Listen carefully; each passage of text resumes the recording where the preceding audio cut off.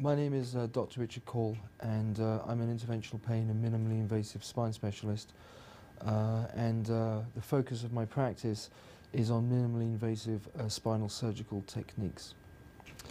And what that refers to is the type of approach that I use and is being increasingly used for addressing problems within both the cervical and lumbar spine. Traditionally, when patients had back problems, if a surgical option was indicated, it would require a significant incision into the back or into the neck to address the problem. As technology has developed, as fiber optics have improved, and video technology has progressed, we now have innovative technologies that allow us to carry out these same types of surgeries, which may include anything from a simple disc decompression to a lumbar or cervical fusion. These can now be carried out in a very minimally invasive fashion with a smaller amount of damage to the surrounding muscle, ligaments and bones. Because of the technologies and the advances that we've made, we're now able to carry these out on a same-day basis, whereby a patient would have an operation in the morning and be able to be discharged late afternoon, early evening. Some of the other advantages that are associated with the minimally invasive approach are that the patients tend to have a much quicker return to normal function, a lot less post-operative pain, and are able therefore to return to their work occupation in a much shorter time frame.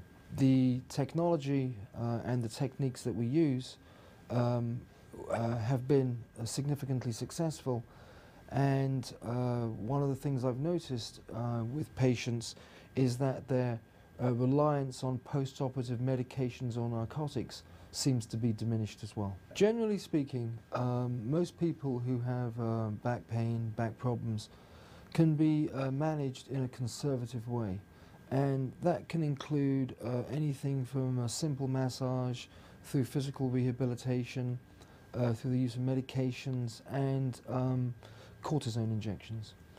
And the majority, I would say, adequately or have their pain and condition adequately controlled in this fashion. There's a small percentage, anywhere between 5 to 7% of these patients that really go on or are indicated for any type of surgical approach. And it's with this limited patient population that I employ the minimally invasive surgical techniques. My training included medical school, and after medical school I underwent training in general surgery, anesthesiology, and then I subspecialized in interventional pain medicine. The techniques that are employed by a lot of interventional pain physicians rely strongly upon the use of fluoroscopic guidance. My training and my experience dovetailed with a lot of the emerging minimally invasive technologies, and this was something that I recognized approximately 9 to 10 years ago when I began to see the minimally invasive, or the MIS field, as an emerging field and a field that I felt would become the standard of care. As a consequence of this, I then began to explore training options within the States and internationally, and focused on areas and physicians at that time who I felt were innovative in this particular field. So I ended up traveling to Germany and to South Korea and to other parts of Europe, where I spent time with surgeons whose focus was a minimally invasive approach. And it was with techniques that I learned from these other surgeons, ideas that I picked up internationally, that I was able to come back to the States and incorporate these different elements into the practices and the care that New Jersey Spine and Rehabilitation currently provides. Patients that are referred into me come from a varying number of clinical backgrounds. People come in with complaints ranging from the simple, occasional, intermittent episode of back pain to constant and unremitting back and leg symptoms. The patients that I consider for surgical intervention are the ones whose pain tends to be persistent, has not responded to conservative techniques, which, as I stated earlier, can include rehabilitation, medications, and cortisone injections. If these are symptoms that patients of mine have, or that you may have been having, then this is something that would be an appropriate consideration for a minimally invasive spinal approach. Fusion of the spine is something that is indicated for people who have pain that is unresponsive to conservative medical techniques. Generally what happens is patients will go through a diagnostic workup whereby a medical diagnosis is made that indicates that their discs or that their back have degenerated or have been injured to the point where really the only option is a fusion. And traditionally, fusions were carried out through a very large incision that required the destruction of a significant amount of muscle and bone and ligament. This, what we refer to as iatrogenic injury, in and of itself was a cause of persistent back pain. So even if the fusion was successful, the patient had so much surrounding injury that their rehabilitation was less than optimal.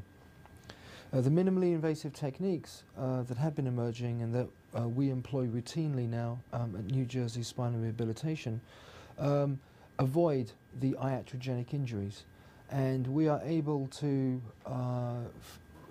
take out the diseased or pathological disc, that being one of the main causes of the patient's back and or leg pain, and we're able to insert cages and bone into the intervertebral space through a percutaneous or minimally invasive approach. This allows us to achieve the same end as the traditional techniques achieved, but with a lot less damage. It's part of the general mission and the philosophy of the practice that we really try and see patients and treat patients from a very empathetic standpoint. And we understand that when people have back problems, that there are a lot of difficulties that they encounter in their lives, not just in the strict medical sense, but in a wider social and psychological sense. So there's a lot of complex factors that are playing into the condition that we're looking to treat. And we believe that by taking a very empathetic and sympathetic approach to the patient's position, that we're going to optimize their overall outcome. With New Jersey Spinal Rehabilitation, it's very important to us that our patients feel comfortable and confident that communication channels are open and in a real way. And the reason that we feel that way is that we always try to put ourselves into the shoes of our patients, to try and imagine what it is that they're going through with their constant pain, with the disruption to their social and work lives. And by doing that, we know how we would like to be treated. And that communication is an important part of the way that we conduct our clinical care. In the years that I've been practicing, I've had many patients who've been referred to me who have come up against a brick wall and found that they haven't been able to find an answer to the problems, the back problems that they've had going on. And I would like to say that at New Jersey Spine and Rehabilitation, that when we get patients, that when patients are referred into us with these seemingly unsolvable back issues, that we make every effort and go through every possible diagnostic maneuver to try and find an answer. And in most instances, we're able to make some progress with the pain that patients have been living with. Living with back pain, back, neck, arm, leg pain is a terrible experience.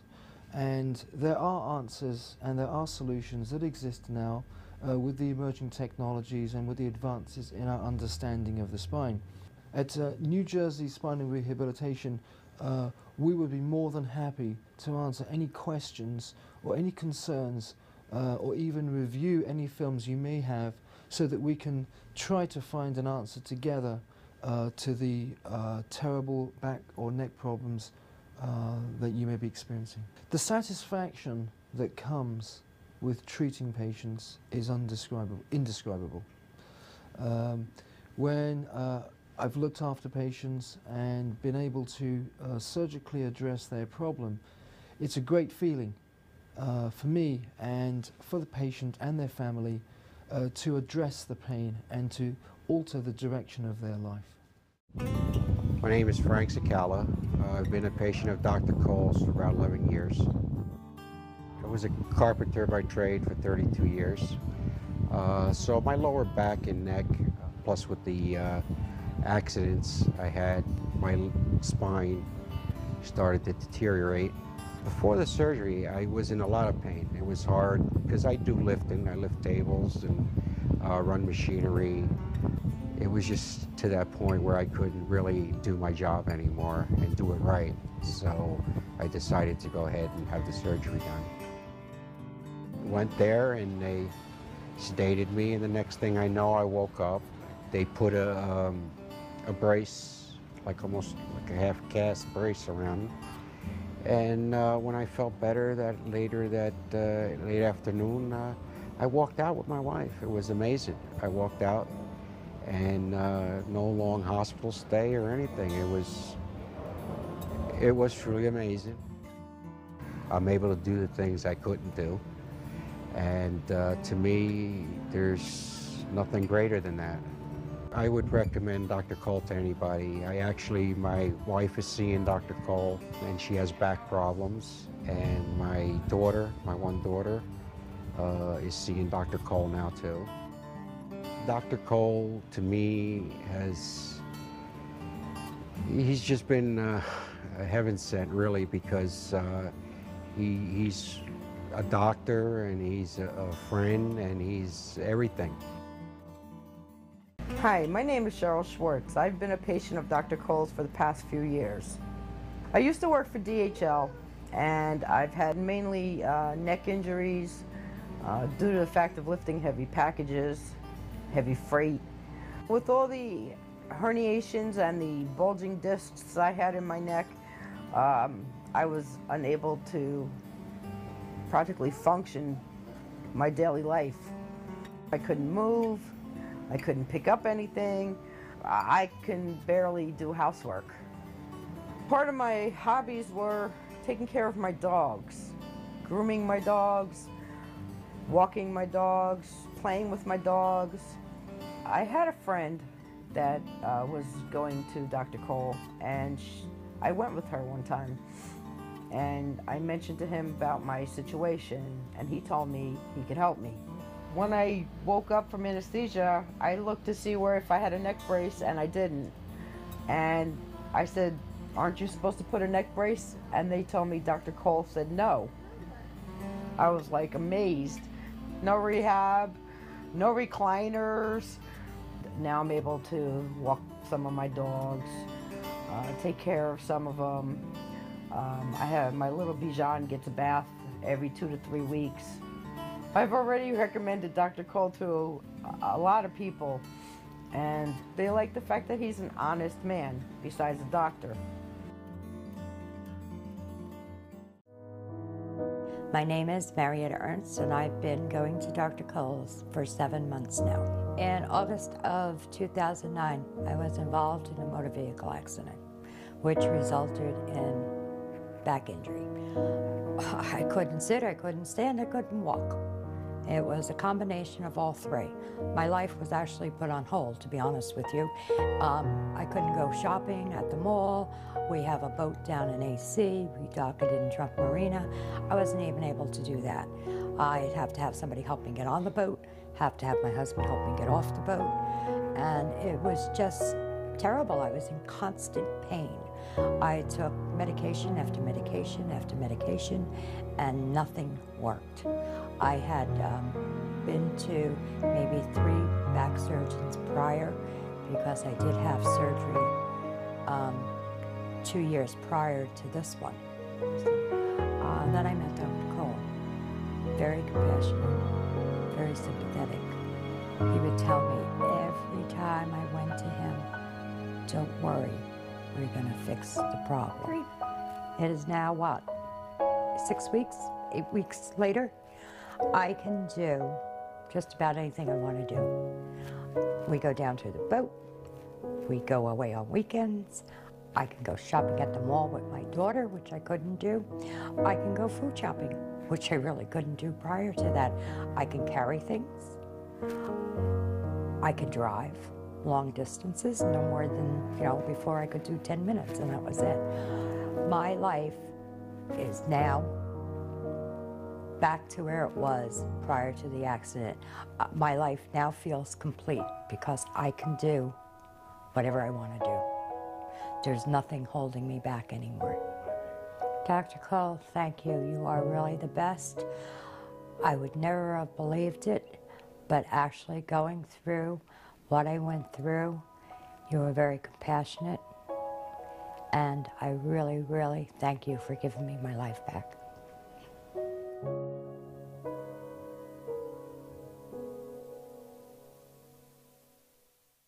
My name is Moira Walter, and I've been seeing Dr. Kaul for about 5 years. I was permanently disabled.